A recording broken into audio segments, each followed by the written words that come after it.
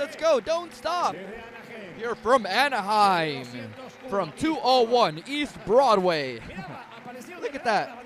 The flags came out of nowhere. Ecuador, Colombia, Peru, Venezuela, Dominican Republic, Argentina, Chile, Costa Rica, of course, El Salvador, Mexico, Venezuela, Dominican Republic, I already said, Colombia. What else? Honduras, Puerto Rico, Cuba. I'm forgetting what? Venezuela, don't stop. This is River, transmitting live and direct here to the rest of the world. The people that connect from Asia, Africa, Australia, Europe. Don't stop that applause. We are here transmitting. Let's go. Wake up grandma, wake up grandpa, and say the Lord is going to speak here in a few moments, in a few minutes. I love it. We are River. Let's go, Costa Ricans. Let's go. Take your seats, crazy people. Each day you're more and more crazy. My goodness. Thanks to all. Good morning, good afternoon, good evening to all the people that are receiving us from different parts of the world. It's a pleasure to connect with you for the next hour. In this first hour, we sang, we worshiped, we lived this beautiful experience, which is obviously for all those of us that are here present.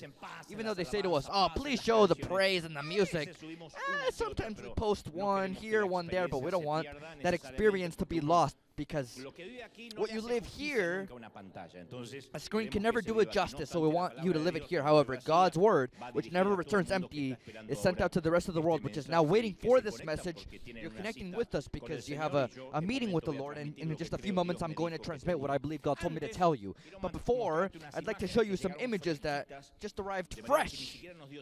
We didn't even have time to edit the video, but I'd like to show you the images of what happened in this beloved country of Venezuela, along with the team of Venezuela Amiga. It's the foundation that we've been working with for a while now, since the pandemic, since 2020. Well, this time we took joy to more than 600 children in the community of Coropo in the state of Aragua. We're going to see images of what happened there in Venezuela, a day full of fun, games, prizes, and as we always do, in the style of River, we gave away backpacks full of things that they needed for school. Let's agree that this is not something that is normal in Venezuela. This doesn't happen there. In this way, we try to encourage them to continue on with their studies, that they be excited to go back to school, and I'd also like to give thanks to the more than 200 volunteers that made these hot dogs, to those that dressed up, to those that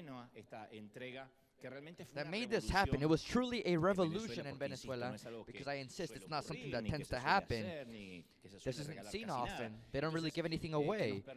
And so that they allow us to go there, we always give thanks to those that don't stop us, to those that don't halt us, because we're not looking to get into politics there or spread any messages or found any annexes. So I always tell the pastors there, don't worry, River isn't looking to plant any churches there. It was never our feeling. So we'll never move from here. What we do from here is we virtually reach the entire world, but we're not looking to buy any temples or have a church. Not because it's wrong, but because it's not our calling. What we do is we help those that are hungry, help those that are in need, and then we leave. It's simply that sea of blue shirts. We are River, and then we're left to leave them with the sensation that God loves them. And those that reap the harvest are the local churches, because the local churches, instead of being our enemy, they have to capitalize on this and say, yes, what they did with River, it's the same thing we're trying to do. The denomination may change, the pastor may change, but we all serve the same kingdom. So what we do is for God's kingdom, and not to found annexes or anything like that. So I wanted to show this to the beloved Venezuelans that are watching us now. Venezuela will be there with you. May God bless you very much. Very well. Are we ready? Yes or no? Very well. This message, this one in particular, I felt over the course of the last week of doing something that I had not done before, and it is to transmit this message at least in two parts, something I never do. But since I can see that there's a lot to transmit and there's a lot of content, I wanted to do it in this way. And so today I'd like to expose the first part of this saga, and each and every message, this one and the next one, has its own train of thought and its own ending. I'd like to suggest that you make plans to hear the second part, which, God willing, will happen next Sunday. One of my fundamental convictions as an orator, as a leader, is to never teach something that I haven't gone through or that I'm not currently going through. I think this is the great secret of authenticity in any message, in any sermon, in any conference. If not, you speak vicariously about things that have happened to others. And so from the beginning, I've decided to be transparent, and it's for that reason that I gave this message this title. And today I'd like to speak about those cutting wounds, those caustic, incisive, and deep wounds, those blows that can't be cured with a bag of ice, wounds that leave bruises on our soul. I'm talking about relational wounds, emotional wounds, wounds to your ego. I'm talking about family wounds or even spiritual wounds. Each human being is composed of mind, body, and spirit. We could say soul, body, and spirit, but it's mind, body, and spirit. And I'd like for us to see our being as a gift under a Christmas tree. The wrapping paper is our mind, or it represents metaphorically our mind. The box is our body, but the true gift, the content, is our spirit. And that's what's within. Nobody just keeps the wrapping paper in the box. The content is the spirit. And throughout life, our relationships, our circumstances, the choices we make tend to damage our wrapping paper, which is our mind. The first thing they attack is our mind. And they may also reach our box, which is our body. But finally, whether we like it or not, they end up affecting our spirit. In other words, the contents. It's inevitable. Is it predictable? Yes, but it's inevitable.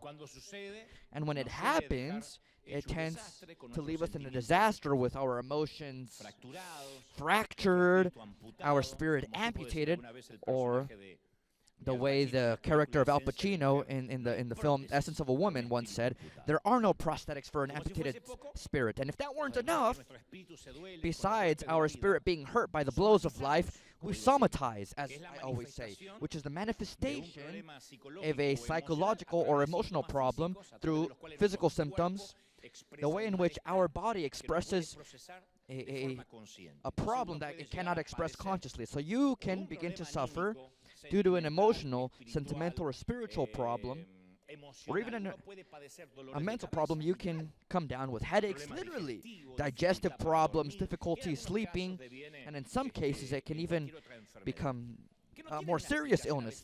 Sometimes there is no clear medical explanation for it, but these tend to be the answers to stress and anxiety from those wounds that we were never able to resolve. The body keeps account. There's a book that is called The Body Keeps Count, and I believe it. The wrapping paper, the mind, and the body, the box, always end up passing on the account to a fractured or amputated spirit. The truth is that when we experiment relentless wounds and blows, one failure after another, one rejection after another, abuse over and over again, we're left devastated, and we come to the Lord, but even then, we're broken. Ergo, we feel as if we were condemned to living in perpetual pain, in a cycle that never ends, a cycle of despair. However, I have good news. Our content, our spirit, can never be destroyed by external damage, because our spirit was made by hand, by God in His own image. And so the spirit can never be harmed. And please, I want you to listen to me. I want to make this clear before I continue. I want you to pay attention when I say this. It doesn't matter what might have happened to us in life. It doesn't matter who or what hurt us. It doesn't matter how empty we feel What's valuable always remains within us. No one can reach the valuable content that the Lord placed in us, the incalculable value that is interweaved in each strand of our DNA is still within us, and that doesn't change no matter what happens to us.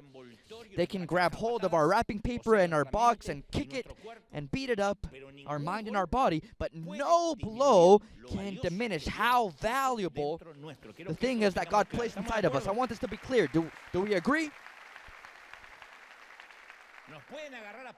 They can beat us up, they can kick us, hit us, punch us, but they'll never completely damage the valuable content within.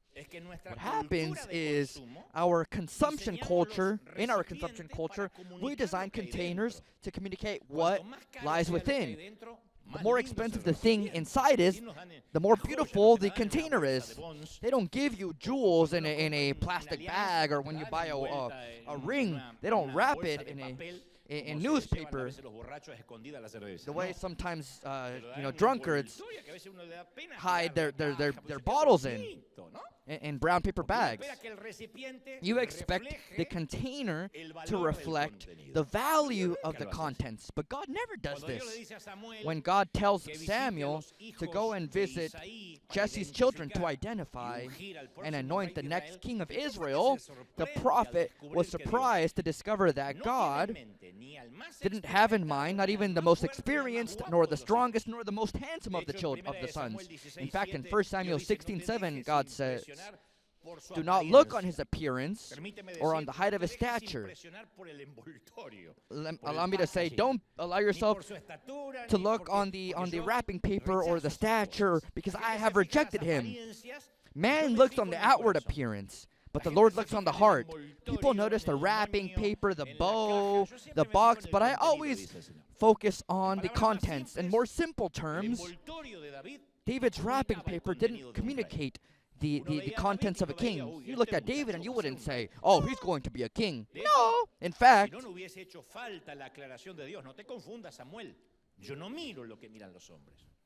God clarified, "Don't be confused, Samuel. I don't see what men see." I don't know if this still exists, but when I was a little boy, certain stores had a section, at least in my country, a certain section in the grocery store of damaged goods.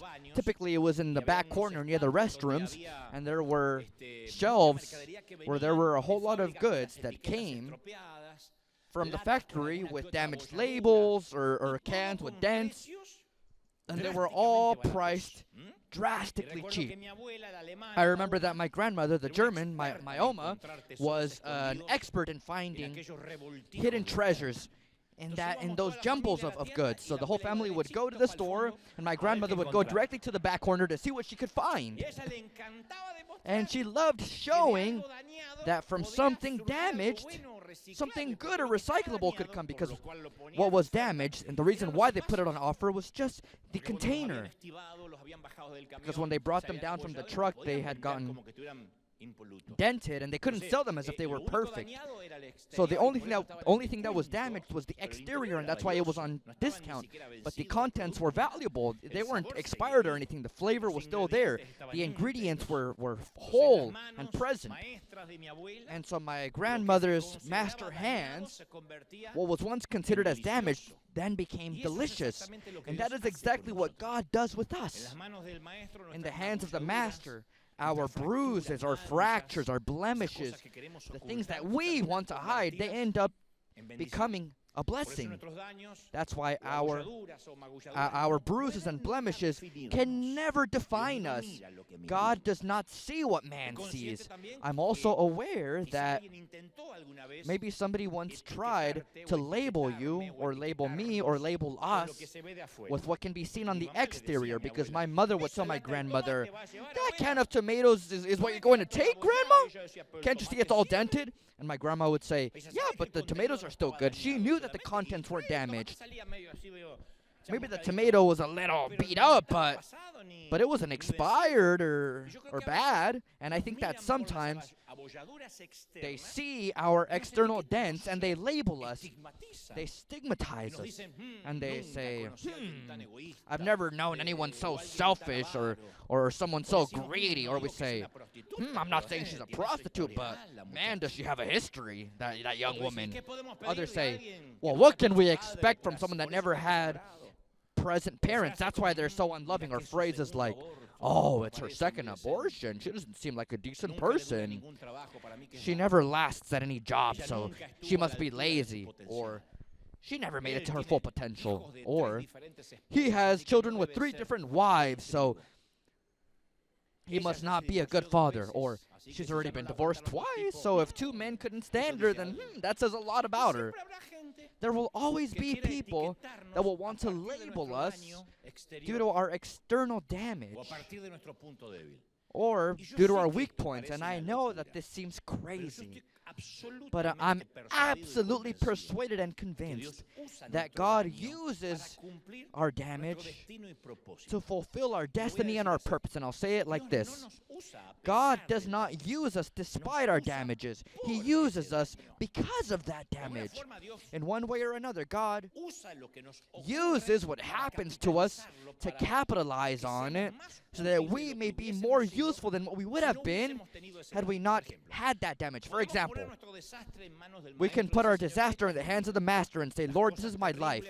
All the terrible, repugnant, and painful things that happen to us, in fact, they are not the work of God. I'm not saying that these things happened because God did them, but God does tend to use all those things, all of them. God never discards material. In that case, he's like my grandmother. He says, what's on the inside is still useful. On the outside, it looks terrible, but the contents are great. Our God is an excellent recycler. He takes what another person would discard, throw away, and he makes art from it. He makes a blessing out of it. That never fails. Never. Romans 8:28, Paul affirms, and we know that for those who love God, all things work together for good. For those who are called according to his purpose. Notice, all things, not just some, not just the good things, all of them. This is for those that have been called according to their purpose, to his purpose.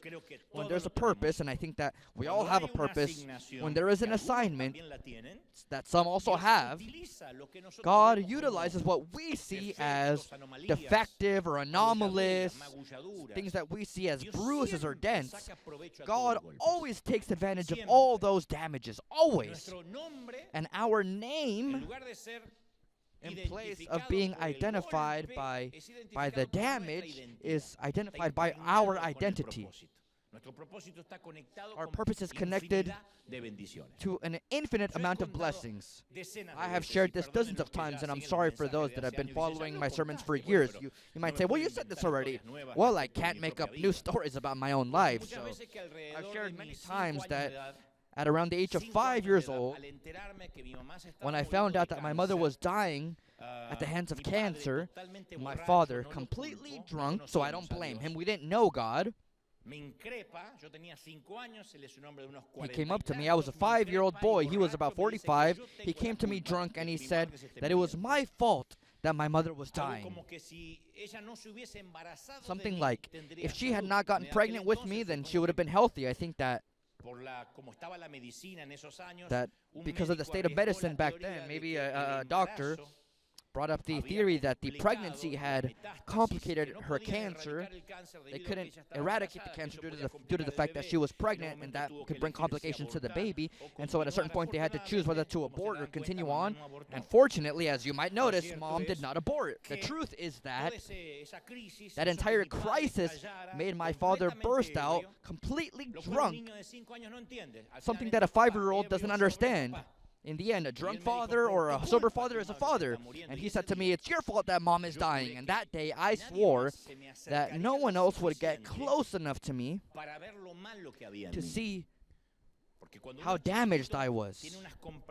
Because when you're small, when you're young, you have crazy conceptions of what's going on. You're just left with the phrase and that's it. I was terrified that someone else would see what I saw reflected in my father's eyes that evening. And you know what happened? The enemy came to me to comfort me. The enemy. God didn't come to comfort me. The first voice that I heard was the enemy's. The enemy said to me, "You're right, Dante. You'll never be hurt again. I'll make sure to help that doesn't happen." And for many years, I allowed the devil to be that for me. I clinged on to my rejection, and my false comforter became my downfall, because when I grew up and the Lord came into our lives, the enemy still had a legal right to harm me due to the fact that I covered that wound and I didn't allow Jesus to treat it. I thought, once I was older and I reasoned, I thought, well, it was a moment of, I don't know, it was an abrupt moment in which my father was drunk, but it affected my personality. As a child, in one way or another, I made the vow that I would never show weakness again. I would never show vulnerability again. No one would ever see me and think, oh, he's vulnerable. I specifically told myself that I would never cry again. Never again. And I kept that vow for a great portion of my adult life. It bothered my mother that when she would punish me, I wouldn't cry. She would say, "Cry, you fool." I would say, "No." And it would hurt. My butt cheeks would hurt. But your grandmother, I would cry. Tu abuela. And in the year 2000, as the years went by, I was watching a Disney movie, not an animated film, a film called The Kid, with Bruce Willis, and the main character is a successful image consultant about to enter his fourth decade of life. And he goes into a home where there's a small child, and he slowly discovers that that child is himself. That came from the past. It was him when he was 8 years old, right? The adult had tried to forget that loser kid that he was, which had generated in his adult life insecurity, unhappiness, and at a certain point in the film, he goes back to that repressed memory of when his father, this is in the film, right? When his father blames him for his mother's illness shortly before she passed. And in these 25 seconds that I'm about to show you, exactly in these 25 seconds, this fragment of the feature film occurs. Y ahora haces una tontería en la escuela. ¡La matarás! Encontré el tornillo. No llores. Aquí está el tornillo, papá. Mira, aquí está. Ya, Por para de favor, llorar. papá, encontré el tornillo. Deja de llorar. Ya, basta. Tienes que crecer ya. ¿Entendiste? Sí. Madura, madura, ya.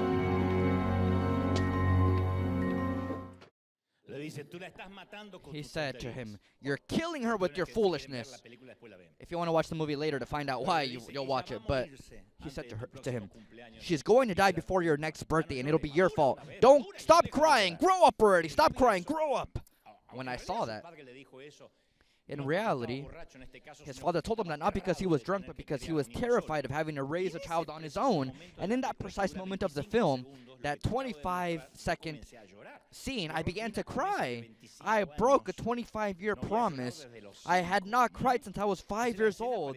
And so the scene appeared to be copied from my old childhood. I didn't want to watch it again, but then something said to me, watch it again. And I never thought that the Lord would use a film as therapy. And with the Lord's help, little by little, I was able to give that memory, that damaged memory, to the Holy Spirit, right? And I began to heal little by little. It's not something that you can heal quickly. It's not the exact phrase of what I heard, but all that was generated after that phrase was said. And so I discovered that I was no longer trapped in a time cycle of that evening, of that summer day in 1973.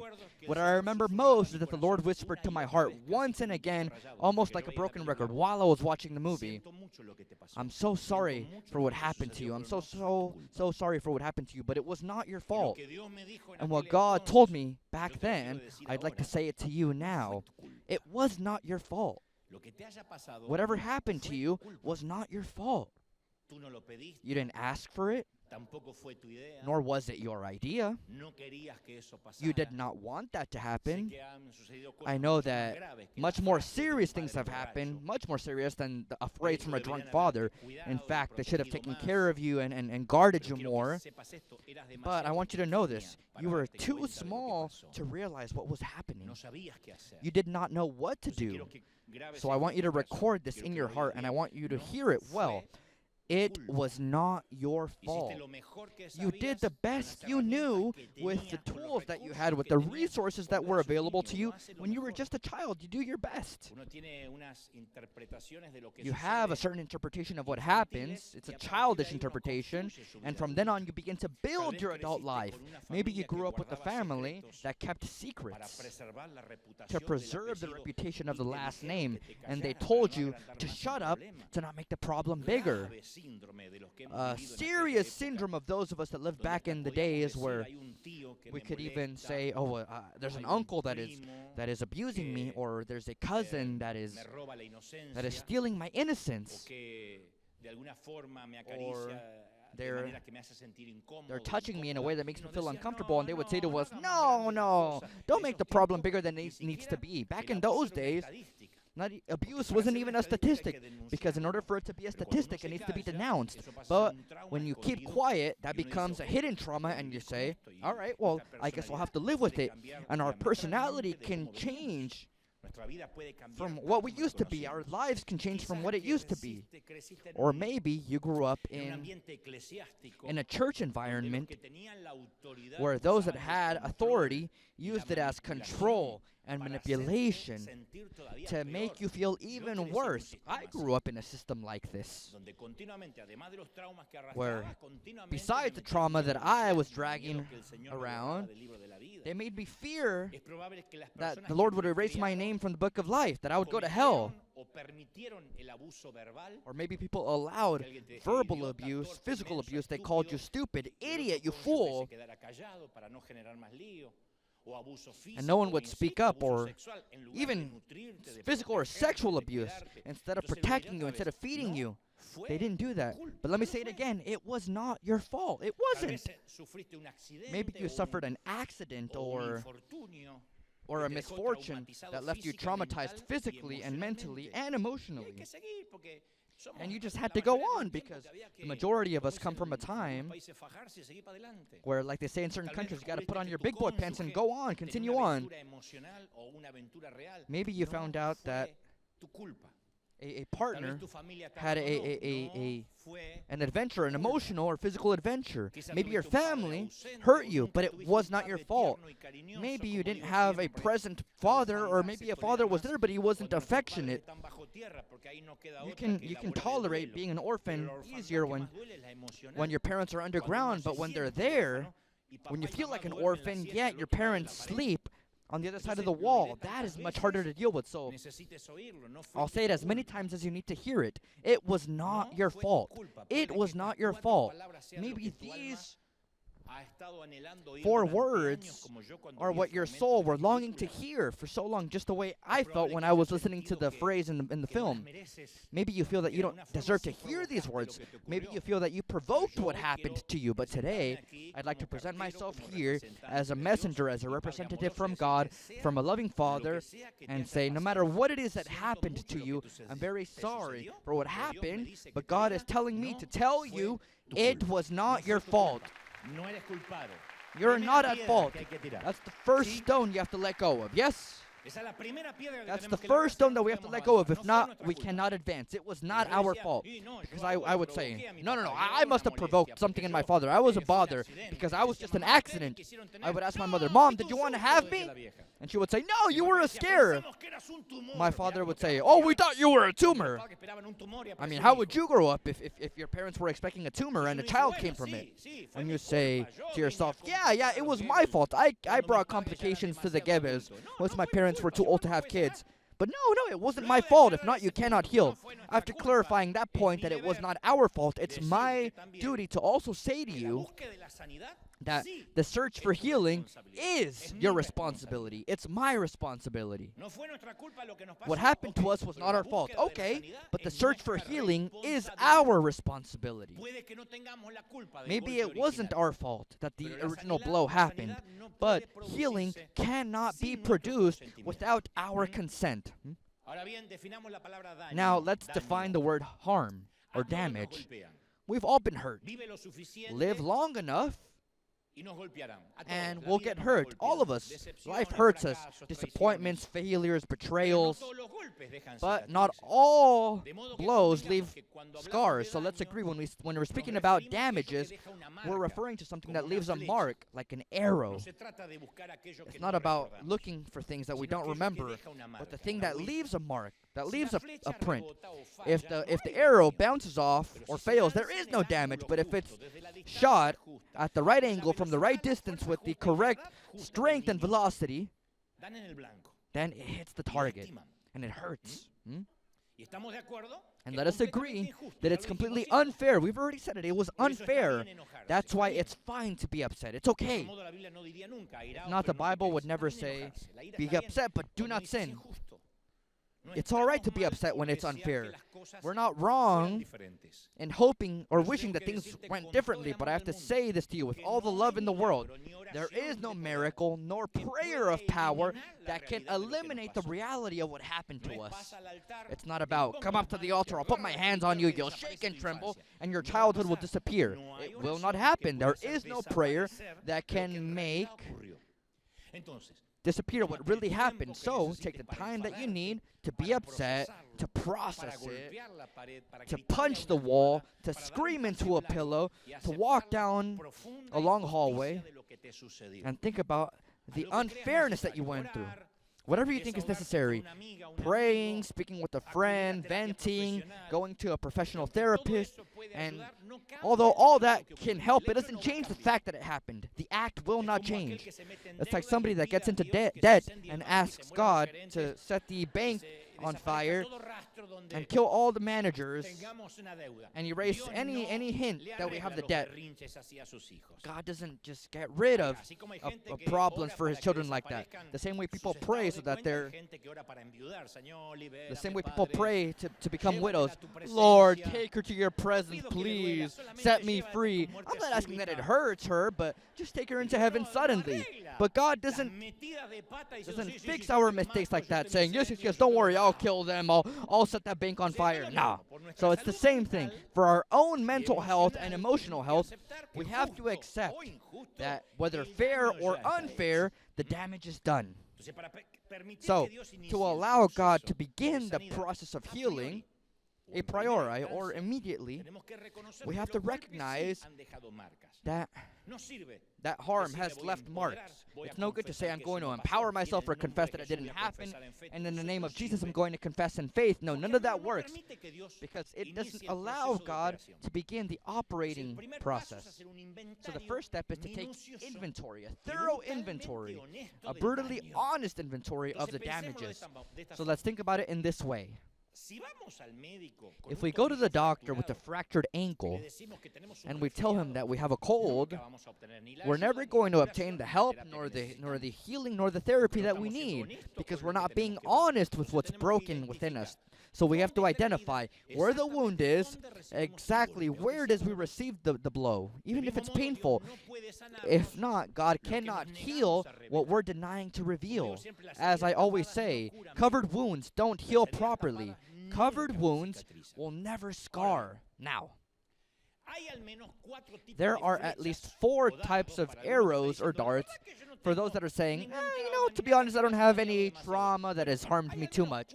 Well, there are at least 4 darts or arrows that pierce our hearts and tend to leave deep, deep wounds, deep scars. Number 1, words, things that they said to us and that we believed.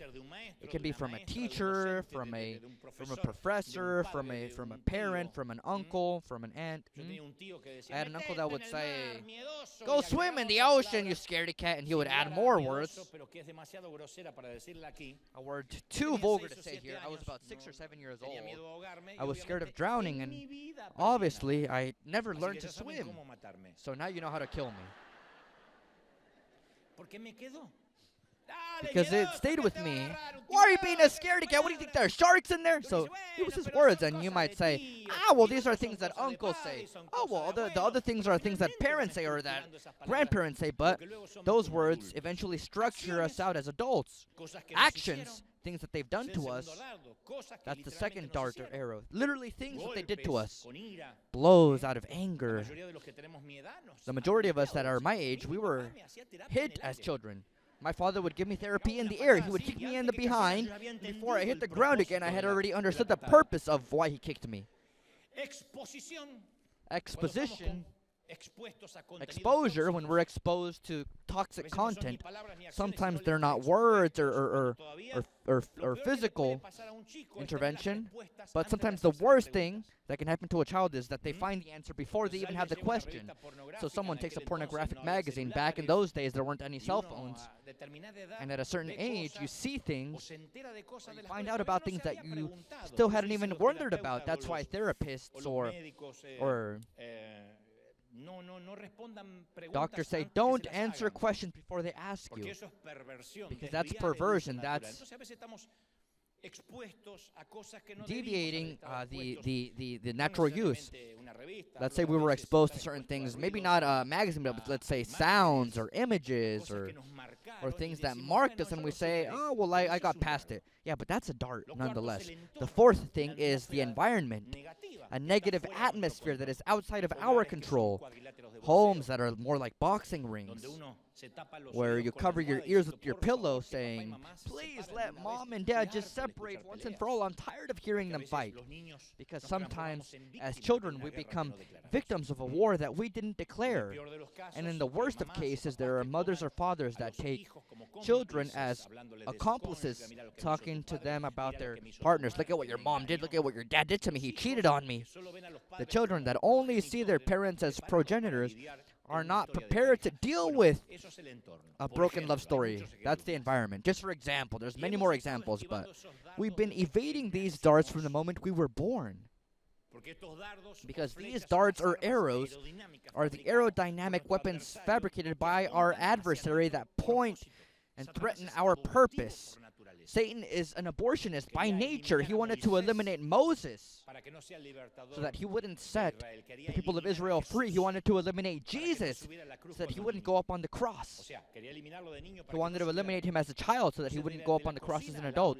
So from the kitchen to the classroom, from the meeting rooms to the bathroom, any place that you find yourself in, arrows and darts are flying all over. Words, actions, exposure to what we're exposed to, and our environment end up bringing down the destiny that God has for us. And I insist, to heal, we have to tell God where it hurts. If it was our environment that hurt us, if it was actions, words, or exposure. But let me warn you, when the doctor examines the fracture, it can be very uncomfortable. I've gone to the doctor with cut off fingers, and he says, let me see, and it hurts. And so when God touches that sensitive area or that trauma, the way he may be doing right now or at home, we may react nervously or defensively. Hey, like my father used to say, why are we bringing up things from the past? What I would have given for my father to bring up things from the past.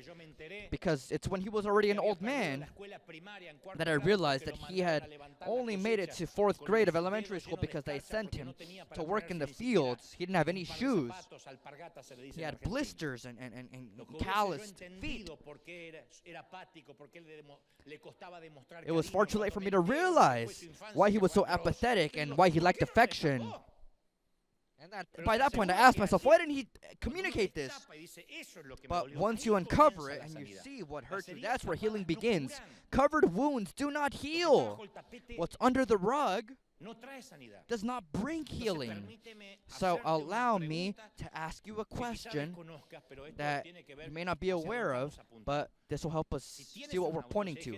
If you have a car, if there are people that have a car, or if you have an uncle that had a car, try to remember what kind of engine, what kind of motor did it have, or what kind of motor does your car have. Some people that like cars may be able to tell you, they can tell you the displacement, the cylinder, cylinders, but for people like myself, anytime the engine takes us where we have to go, we don't care about all the details. It bores me when they tell me, let me show you the motor. And I say, boring. It bores me. Now, we can all agree that without a motor, without an engine, we won't make it anywhere. So now let me ask you a question that is a little more personal. What type of engine pushes your life forward? The entire world faces the damages in distinct ways because you have to continue on, you have to grow. I couldn't stay at the age of 5 crying saying I was either a mistake or a tumor. No, I had to grow up. And so sometimes our mechanisms, the mechanisms that we use to face the pain and the damage, they're completely unhealthy. In certain cases, some people consume alcohol, drugs, addiction to pornography to protect ourselves from whatever it has happened to us. Others take refuge in constant aggression. They become aggressive. In my case, when I felt that besides being a bother to my family, according to my father's words, I had also caused the cancer in my mother's life, I faced the pain of rejection by working very hard to become somebody. I said, oh, no. I will not be a tumor. I will not be a burden. I'm going to work hard to become somebody. And it was difficult to be somebody in a low-class family in Argentina back in the 70s when they couldn't send you to university or pay for your career or even send you to high school. Because it's easy to say, I'm going to be somebody if you're somebody's child, if you have a certain last name. But when you have to figure it out on your own, it's tough. But I focused above the median. I said, I'm going to become the most focused, pragmatic person. In fact, I think that even today, I'm the most focused, pragmatic, professional person that I know. Even today. When my drunk father accused me with his finger, I decided that I would never cry again. But I also installed a motor within me, a very loud and powerful motor that said, I'm going to work without rest until I become someone important that doesn't bring shame to my father. In fact, when I left my home, when I wanted to live alone and I was, 17, 18 years old, my father said to me, go and do whatever you want to do, but don't bring shame on me. As if, protecting the Gebel last name was like protecting the Kennedy name. Hey, I want to walk through the neighborhood with my head held high. Don't do something that will make me walk with my head low. He still continued on being the same type of person in his own way and placing more sacks of burden on me. What I didn't know back then is that because of leading my soul and my mind and my spirit at 7,000 RPM, it's a very insecure thing.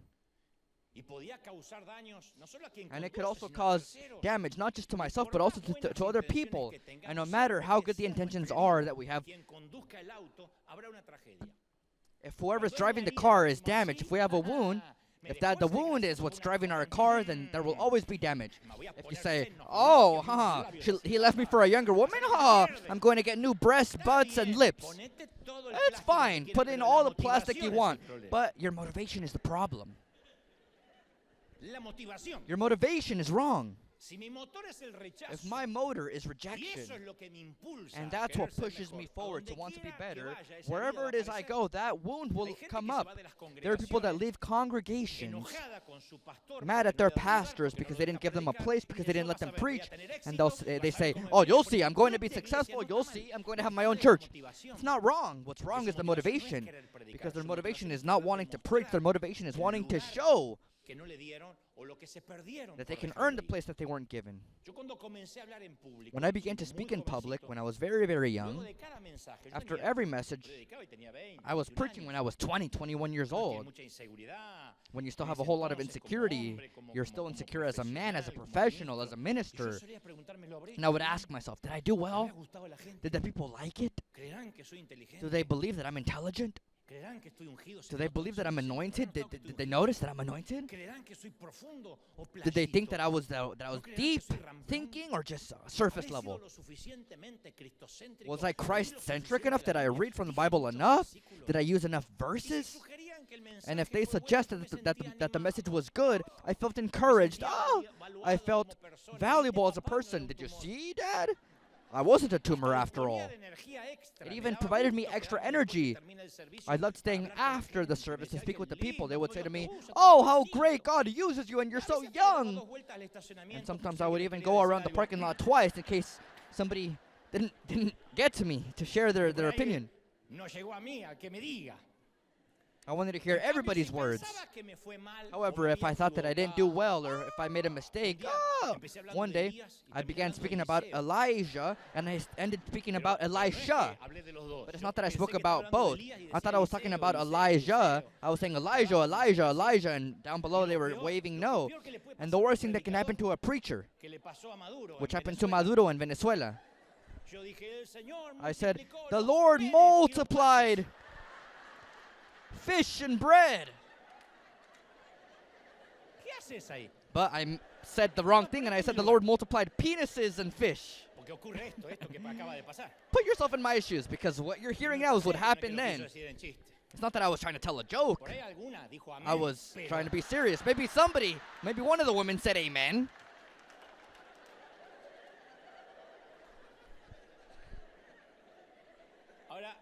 Now, when your motor is all about escaping from rejection, one of those things will exterminate you. A mistake like that exterminates you. And there I thought I lost my anointing. I would ask myself, how many people noticed how terribly it went? I was obsessed with the result. Many times I got depressed by the faces that I saw in the first rows, or maybe because certain famous pastors came to hear me. I was, quote-unquote, a prodigy because I was preaching at a young age, but there were certain men that I won't mention their names, but they would sit at the very front, and they would say, and sometimes they would take notes, and I was trying to be as scatological and hermeneutical, and though I was serving God with my heart, my motor was all about, I don't want to be rejected anymore. I'm going to find a place wherever I can. And by consequence, my mood was being regulated by what others thought about me. And I was giving control of my life to others. That is why I insist with this. The wounds that were never healed end up becoming our obstacles. And as long as we don't identify what that motor is that pushes us forward to do things, the damage that we have not healed will be our chauffeur. And the longer we allow them behind the wheel, then it's more likely that we'll end up in a ditch or a cliff. Pain cannot drive our lives. I'm going to show people what I can do. No, that cannot be behind the wheel. Even though you say, oh, well, I accomplished good things. Yeah, but sooner or later, we're going to fall. Sooner or later, that doesn't fail. That's a predictable tragedy. With that being said, I want to go towards therapy because I don't want to just present the pathology or the issue. For those of us that have allowed our wounds to take control and the wheel, here's good news for you. When God designed us, He installed a screen, a panel with all sorts of lights and indicators, just like a car, so that we can drive our vehicle. But that screen is only useful if we pay attention to it.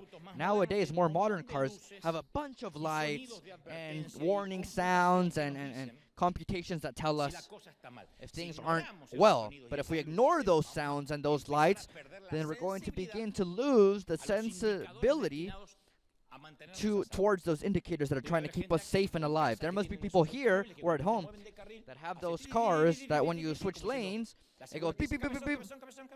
That's if it's trying to tell you, hey, hey, full. You're going into the wrong lane. Or when you get distracted and it tells you that when you get distracted and you get too close to the car in front of you, it stops you. It indicates that you have to brake. There's other indicators for coolant, for your brakes, for your oil. If we begin to ignore and turn off those warning lights, one day somebody's going to get into our car, and one of these two things might happen. Somebody will get into the passenger seat, and one of two things might happen. Number one, they'll look at us completely terrified from the passenger seat thinking, does he really not realize that he's going to kill us? Really? Because there are people that are driving and they have a Christmas tree. Number two, they might tell us to pull over, to stop, because it's impossible for our car to reach our destination in that state. Not too long ago, I was with one of my children driving to LAX. We had a trip to Argentina, and suddenly there was an indicator in my car that said, immediately pull your vehicle over because there was a wheel that needed attention. That's what my English could understand.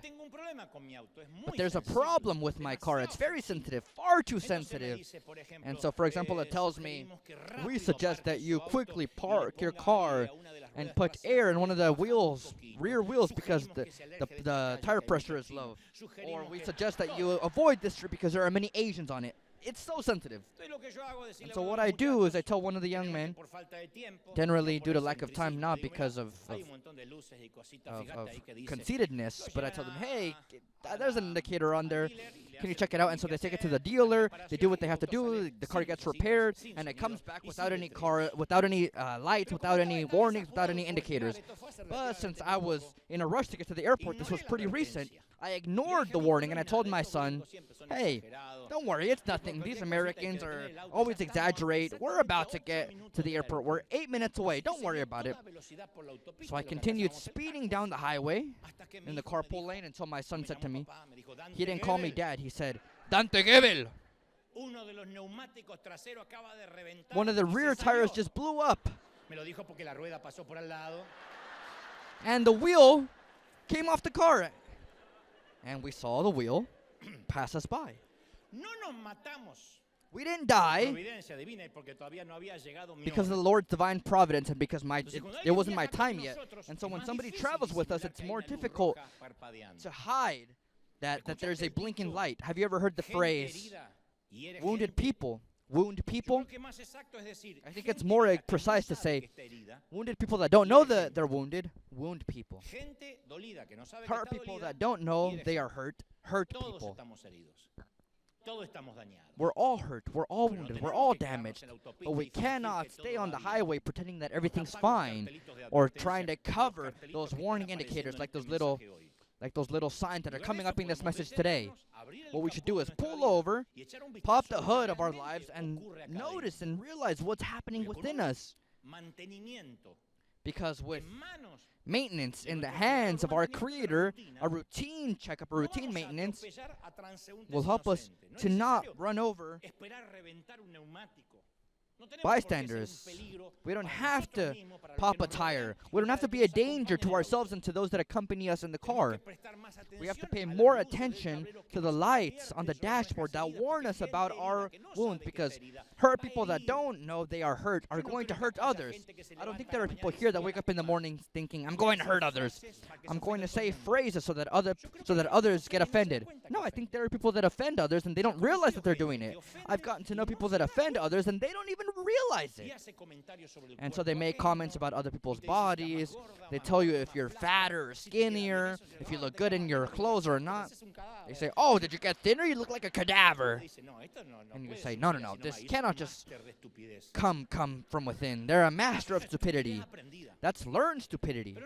But no, there are people that don't know it. And they hurt you and they make hurtful comments.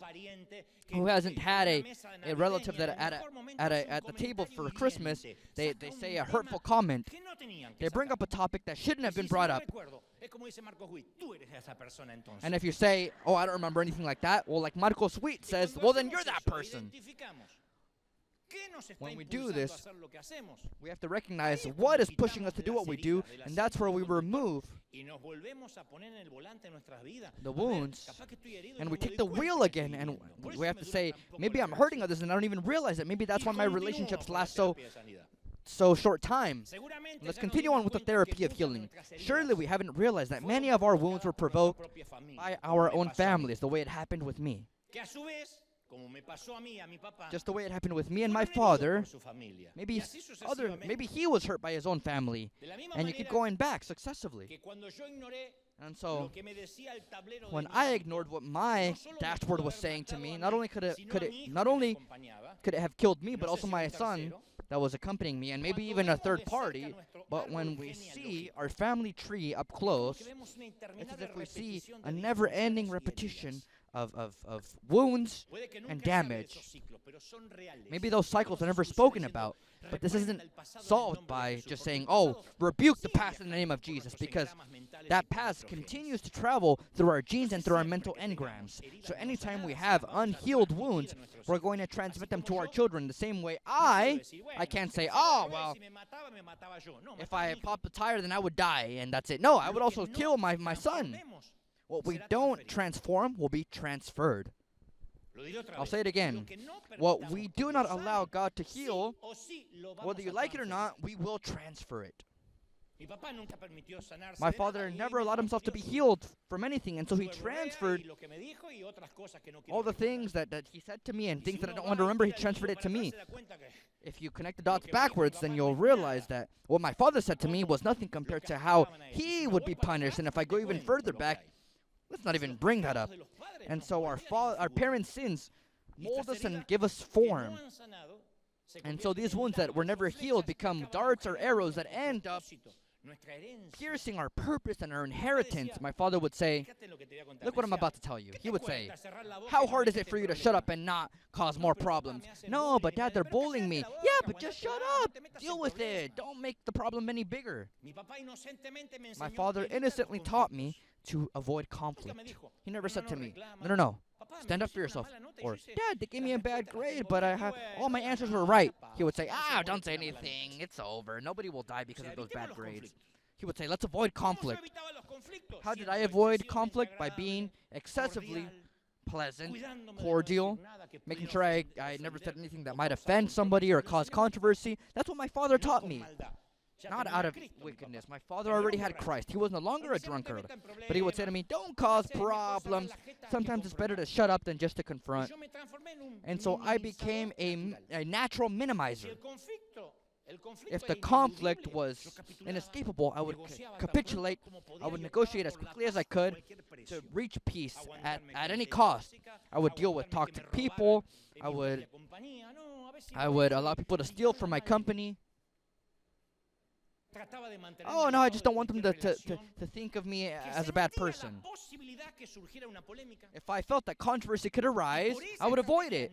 And due to this strategy, which is non-combative, which seems so Christian-like, nobody suspected that when I was hurt or upset inside or when I felt diminished, I couldn't express it. And like the majority was capable of discerning what was happening to me within, because I was always a good actor, they always assumed that it was easy to get along with me. Oh, with Dante, there's no problems. Oh, yeah. With Dante, you always get along. I always secretly envied those that confronted, not fearing the results. Not those that are rude, but those that say, no, I can't allow this. Those that said exactly what they thought. Deep down inside, I always desired to express my feelings and defend my opinions with as much conviction as I saw in those people. But since I was incapable of being frank, because they taught me to shut my mouth and keep my problems to myself, I bared it all.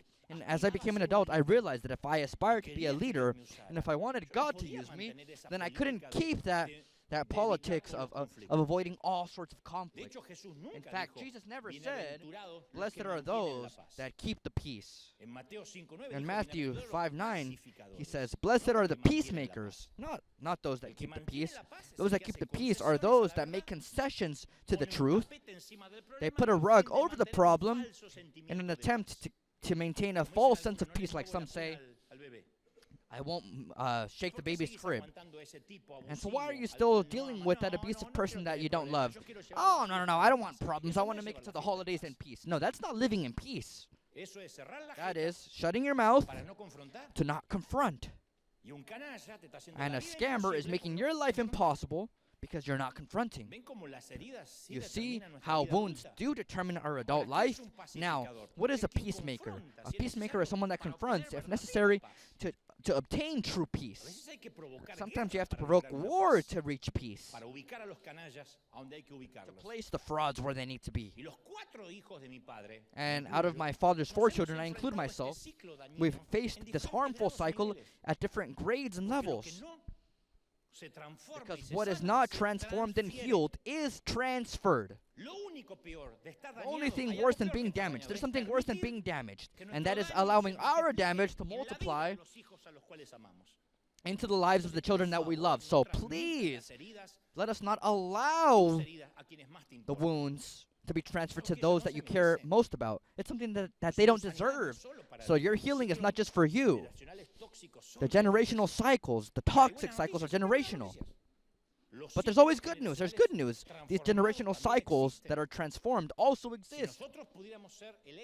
If we could be that point of change, that point of reconfiguration, I said to myself, I'm not going to continue on with the curse of the Gebels. I want to be that turning point. I want to be that opening in the waters from here on out. I don't know if I'm going to heal completely, but I will not transfer or transmit my traumas to my children. I'm going to cut all cycles.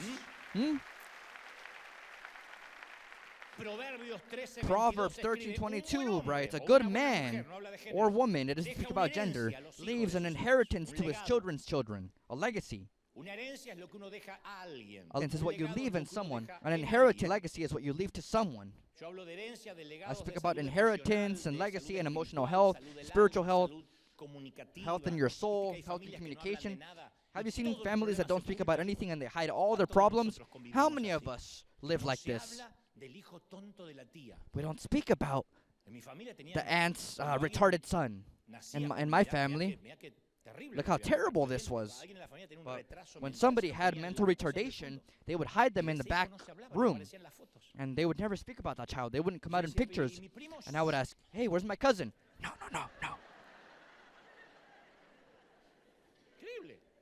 Incredible. That's the tip of the iceberg of how our families managed conflict. We don't talk about the abusive uncle. We don't talk about your father's previous marriage. We don't talk about siblings. If a sister appears one day, don't ask. That's something that your father did outside of the home because he was very respectful of the home.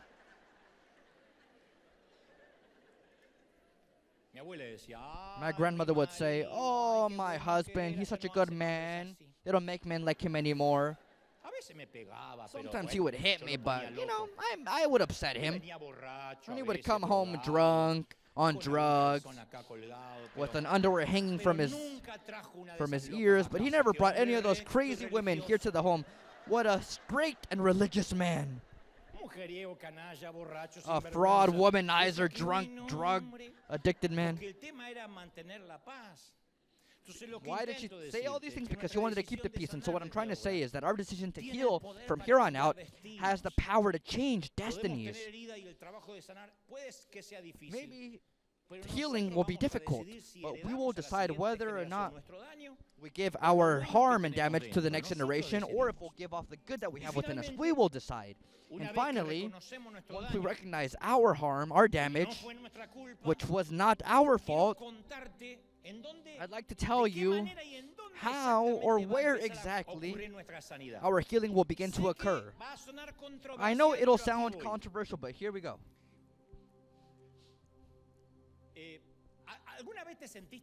Have you ever felt stuck in a place of life where you didn't want to be and you don't even know how you got there?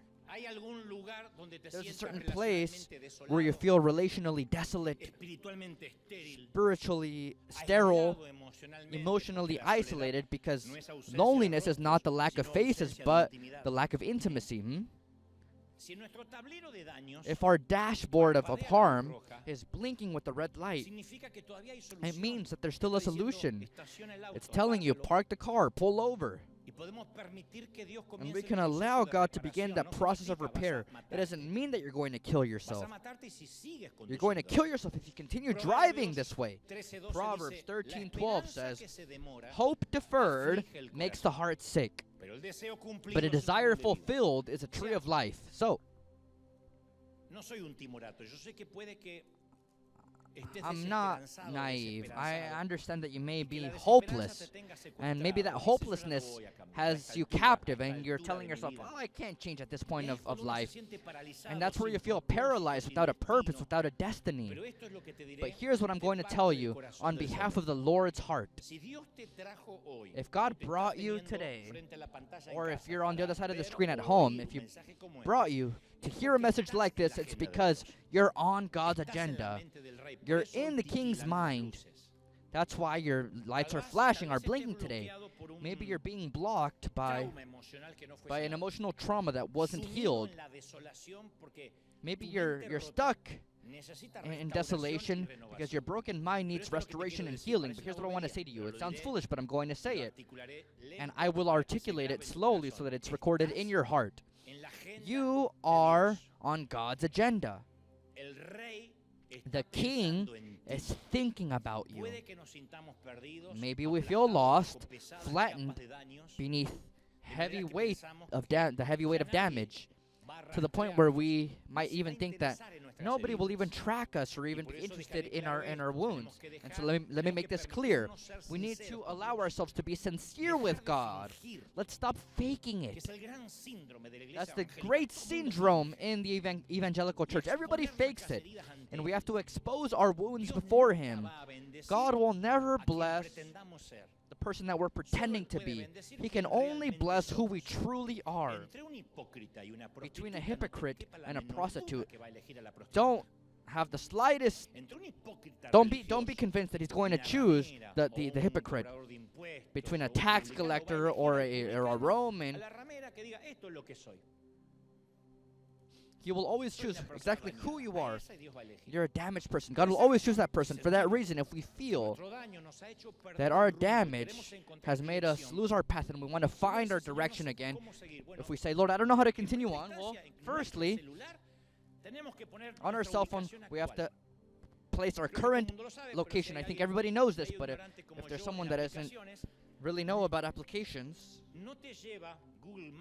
Google Maps or whatever it is you have doesn't take you to your destination. At first, you don't tell it what your current location is. I want to go to Las Vegas. Well, what is your current location? You have to turn on your tracking, your current location. If we want to be healed, we cannot pretend that we're somewhere different from where we actually are. Oh, well, yeah, I'm hurt, but I'm serving the Lord. No. Don't change your location. Say, I'm hurt. In my case, I was left in that summer day of 1973. That's where my healing began. My healing is not, oh, Lord, you know that I've already filled stadiums and that I'm Dante Gebel and you've used me so much. No. What is your current location to be able to heal yourself? The location of that wound. When my wheel came off of my car, I had to give my location to the tow truck. Each one of us is damaged, and the sooner we admit it, God will be able to heal us and use us for His purpose. So let's be still, and let's tell God our current location. It won't work if first we move and then we activate the location services. And here's what I said would sound controversial, but it may save your life. If you want to heal, ask help from God the same way I did when the tire exploded. Quickly pull over on the side of the road and stay where you are. Don't try to move your car. It's the first thing they said to me. Don't move your car, sir. Park. Try to get out of the car and stay far away enough so that a truck doesn't come and run you over or crash into your car. But stay where you are. Stay where you are until help arrives. And so, if you're in a filthy hovel that you built with cardboard and rags in your plaza of misery, stay there to be able to heal. If you're trapped in the alleyway of anxiety or on the street of depression, stay there. Generally, they'll tell you, get out of there, come to the altar. No, stay there. If you're sneaking off to the hotel of homosexuality, stay there. Stay where you are and give God your current location. Say, Lord, my wounds led me here. They have me here. Tell Him everything that happened. Don't hide the details. Tell Him that you ignore the lights on the dashboard and that you're hurt. Be humble, be transparent, and trust in Him for what will follow. He put a GPS tracker on you. He put it on your destiny, on your purpose. He knows that you're lost. He is just waiting for your consent to help you. Wherever we are now will not change who God is.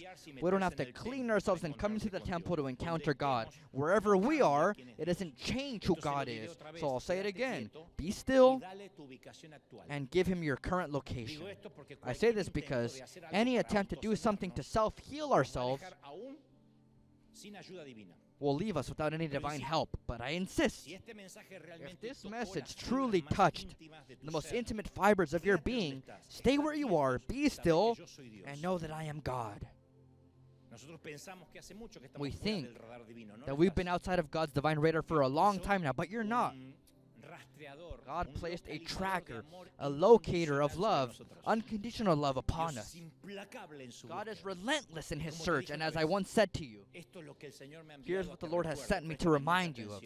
Pay attention to me. God tells me to tell you, you don't know how much I love you. I know that it was not your fault, and I'm very sorry. I never lost interest in you. So, I'd like to begin to heal you so that you can heal others. I don't want you to transfer your wounds to your children. Stay on the side of the road of life.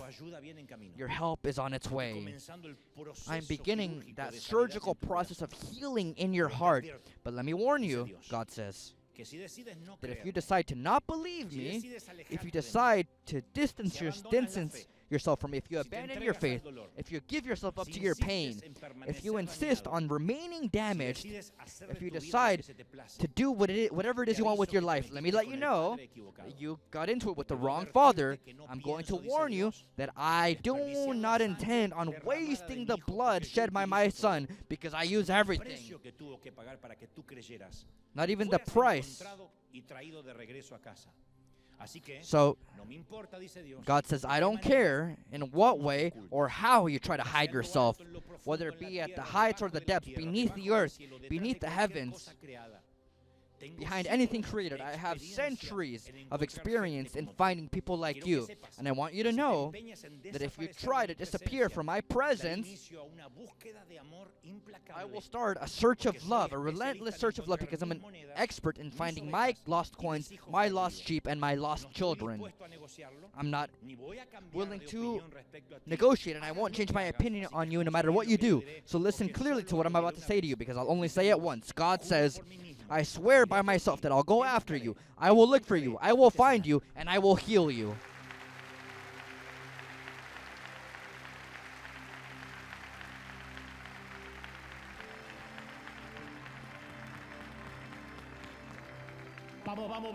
Come on, come on, come on, come on, come on. God deserves a grand applause. Help is on its way. Help is on its way. There it is, there it is, there it is. Help is on its way. Whoa. There it is, it's on its way. The Calvary is on its way. We have to celebrate that. Blessed are you. Come on, come on, come on, come on. Blessed are you. Holy.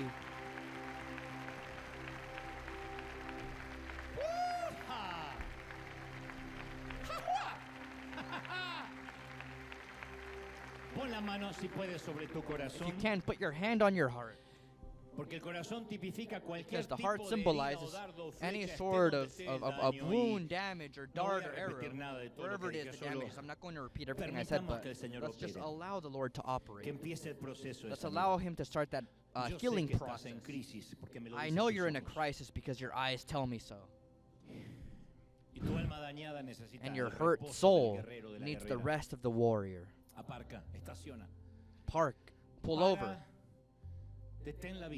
Stop. Stop your life. The world won't stop, but you can stop yourself now. The highway will continue on with vehicles at high speeds, but pull over and say, Lord, I will not continue on wounded. I renounce continuing on wounded. I confess that I'm a damaged man. I'm a damaged woman. I need your help. Tell the Lord to begin with that help. It won't happen now. It's not magic. It's not osmosis. I won't say a magical prayer like receive now and it's done. No. There's a post-op. I pray that it only takes months and not years. Some will be a matter of years, others a matter of decades. The truth is that the process of healing begins now, and that's much more than you had up until now. Because hurt people that don't know they are hurt people. But hurt people that were healed, we heal others. And wherever God places us, wherever God gives us the ears of people, we heal. And we can speak about our traumas without any bitterness. God knows how much I loved and love my father. With all the dysfunction that he passed on to me. Because I've also understood that God utilized all those bruises and damages to bring me to this exact point, and for me to not be a petulant person that doesn't understand what people go through. Maybe God needed me to be broken so that I could understand others that have that same dysfunction. So I give thanks to God, and I also give thanks for my compensatory abilities that he's given me, because to compensate so much damage, God had to give me other things. Focus, I don't know, love for excellence. What do I know? So many things that I didn't have from the factory. But of course, when I discovered that my lot was damaged, I began to say, Lord, use my nothing, use my wounds for your glory. And man, has God done it. So be still, because not only will we give thanks for that damage, we'll also give thanks because that healing begins now. I bless your tears. God gave us tear ducts for a certain reason, so that we never have to hide that tears are a certain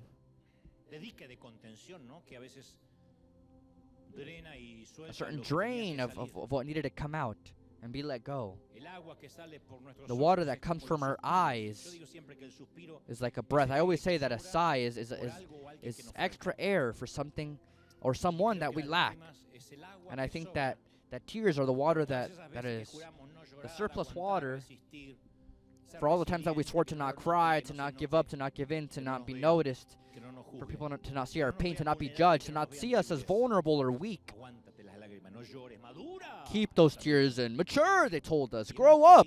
And we've believed that was a truth, and we ignored one of the greatest, most marvelous gifts that God has given us, which is vulnerability. So men, it's okay to cry. Women, it's okay to cry. It's okay to not be okay. It's very okay. It's a luxury that the church and unorganized religion hasn't allowed us, and it's taken from us.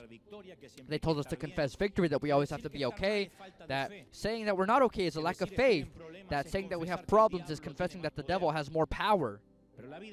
But life has taught me that nobody will insult my intelligence in that way. That those of us that have been damaged need to say, Lord, help me. May God free me from being a preacher that hurts people behind a microphone or through the people that I can reach. I've seen so many serial damagers. I've seen so many people offend others from platforms, from stages, because they haven't been able to heal their messages. Instead of being covered by grace and favor, they're covered by hate and bitterness and vengeance. Because the engine that pushes them forward is that fear of rejection. And that engine is corrosive, and sooner or later it will push us over a cliff. Tell the Lord that you want an engine of grace and favor. Everyone praying, everyone at home as well. Say, Lord, I need to heal. I need to purge what is not from you. May the Lord bring a sieve, a filter, and whatever is no good, whatever oppresses, whatever takes from us and brings and makes us toxic, may it leave, and may the wheat remain. Satan has asked for you to shake you up, but I've prayed that you not lack faith, which means that if you keep your faith and if you keep your hope, that God has not lost interest in you, that He has a relentless search of love for you, then that shaking will pass, but all the good will remain. And all the traumas, all your past, everything will go away. Father, I believe now that I've transmitted what I believe You told me to tell Your children.